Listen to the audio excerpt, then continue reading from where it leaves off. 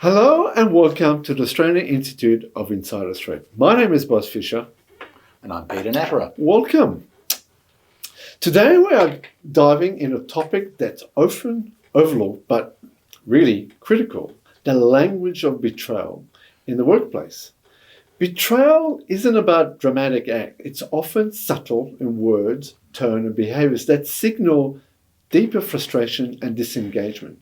So in this interview, as part of GITAM, we'll unpack what it looks like, how it manifests in communications, and why understanding the cues is essential for fostering a culture of trust and accountability. Yes.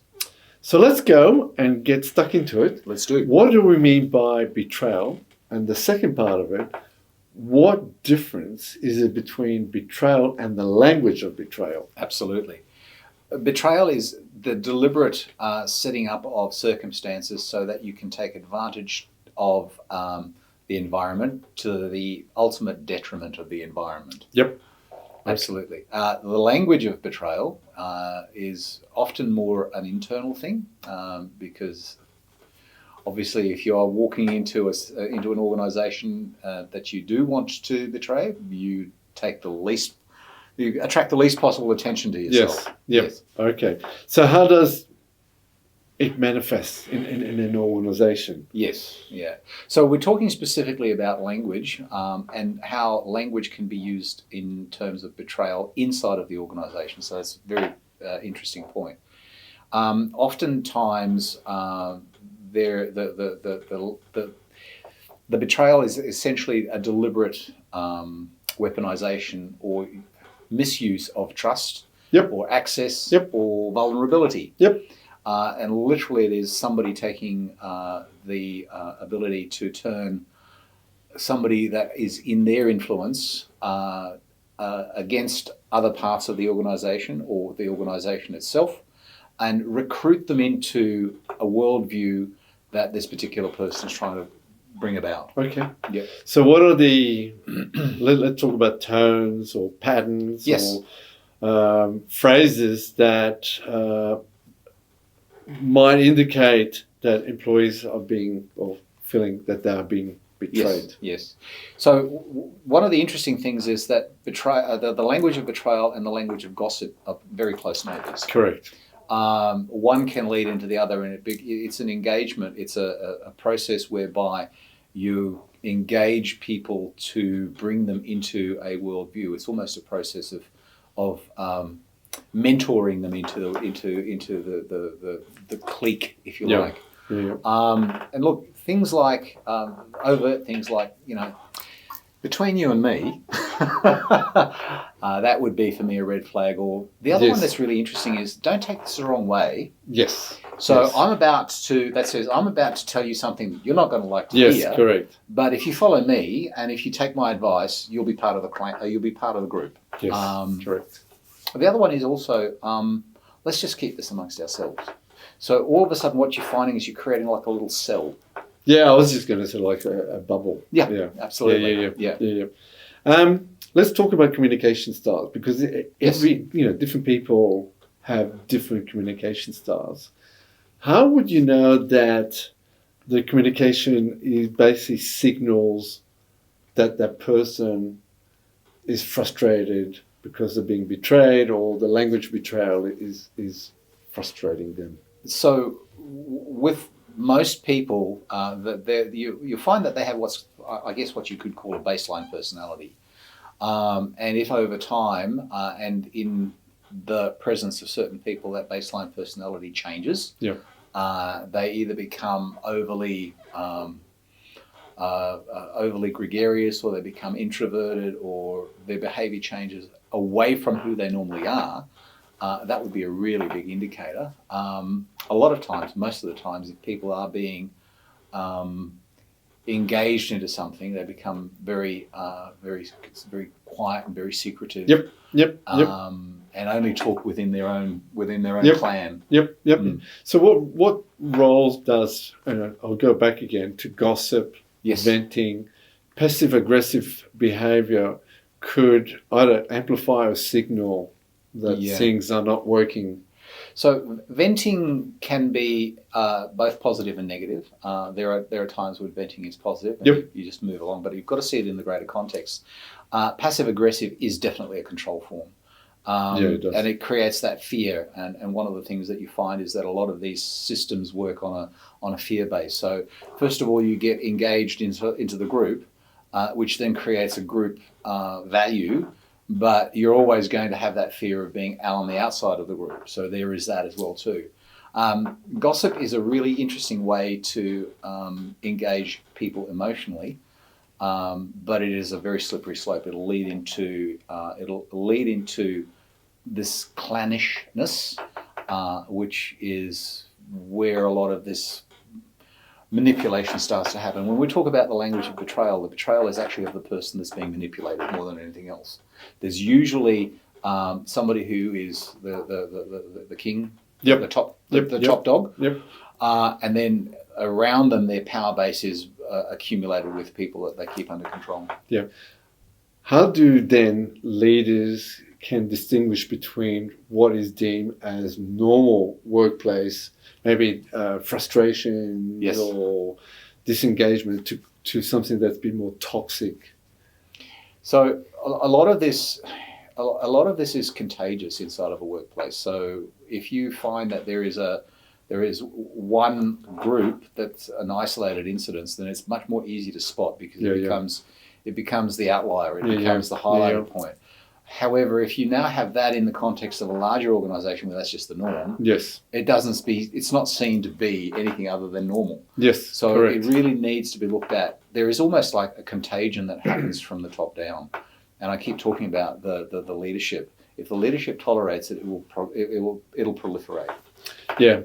So it sort of leads me to the next question, which is imagine an organisation with a toxic environment. How much does that amplify the language of betrayal? It emboldens it. It emboldens it. It's like any recruitment process. You start off by creating a generalized environment, and then you what's the best way to describe it? You amp up the heat. Yeah. And at one point in time, you'll have somebody completely engaged, or that person will then exit stage left. Yeah. Yeah. What can organisations do about it? Be aware of it. And there's almost a self-analysis that has to happen for an organisation to say, how are we dealing? How are we as an organisation? How is our structure working internally? Do we have groups of heroes that have their acolytes? Yeah. Or do we have everybody's working on the same goal and everybody's, working on the same piece of string? These are the kinds of and it's really hard to do actually, because if somebody is in an organisation and they've grown up through the organisation, and that's the way the organisation is, it sometimes takes a person from the outside to say, hey, did you know that this was happening? Yeah. It's a very, and can be a very painful analysis as well too. But it's something that will just bring people head and shoulders into productivity that you have no idea. Yeah. What are the downsides, or what are the risks if organisations sort of dismiss it?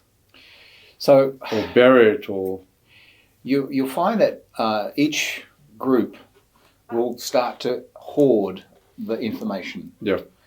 They won't share it. It's like, no, you're not part of my group, so I won't share you with that information, which is a problem in itself.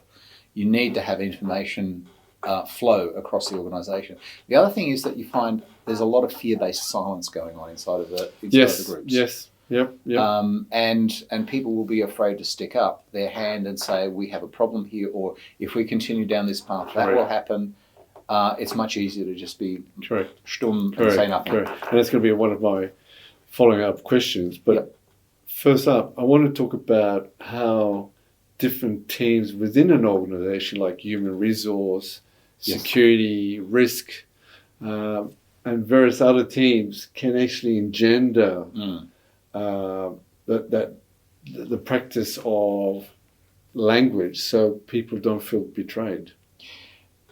clarity. It has to do with clarity and clarity of purpose as well as clarity of language. And I suppose what I was trying to emphasize here, it's a lot of organizations are very much siloed into very specific. You got your IT team or your cyber security team, you got your legal, your finance, and human resource. Yes. But I suppose the question what I'm trying to raise is more about how can the cohesion of all parties work to address the language of betrayal before it starts to escalate. Yes, absolutely. And you'll find that those silos will create that isolationism there by itself. Because look, we're the IT people. Without us, you wouldn't be able to function. Correct. And the HR people are saying, well, without us, you wouldn't get paid. Correct. So what needs to happen is that a perception or an understanding of how the organisation hangs together as a whole is something that needs to be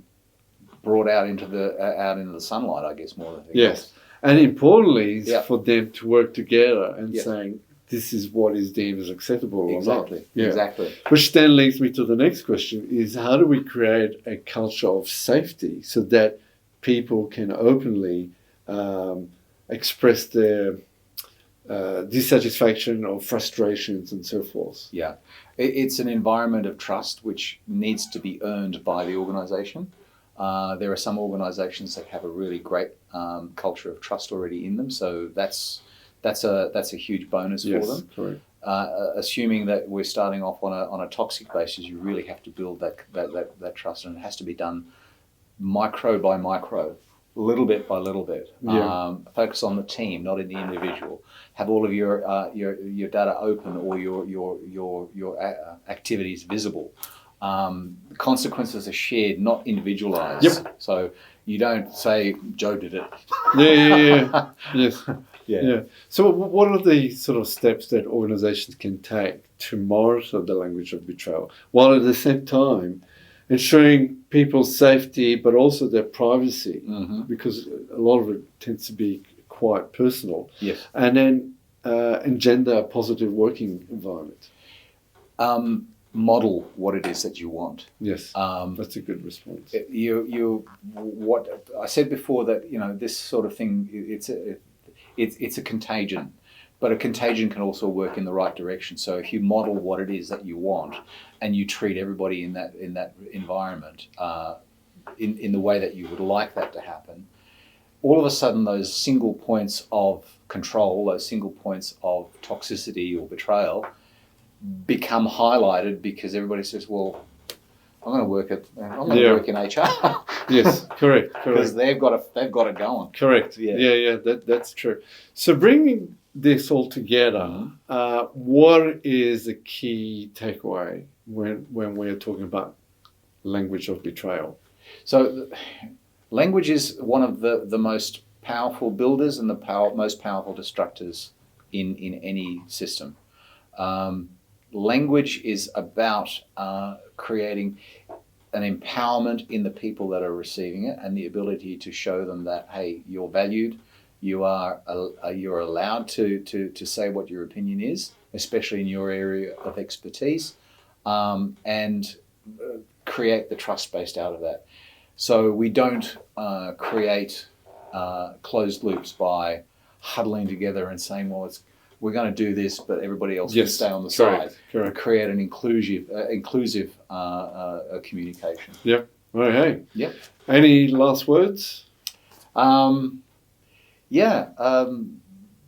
very mindful that your words have an impact. And again, it gets back to something we've been talking about before, is about empathy. Correct. Be very empathetic to the way that your words land, because sometimes it can be unexpected. Great.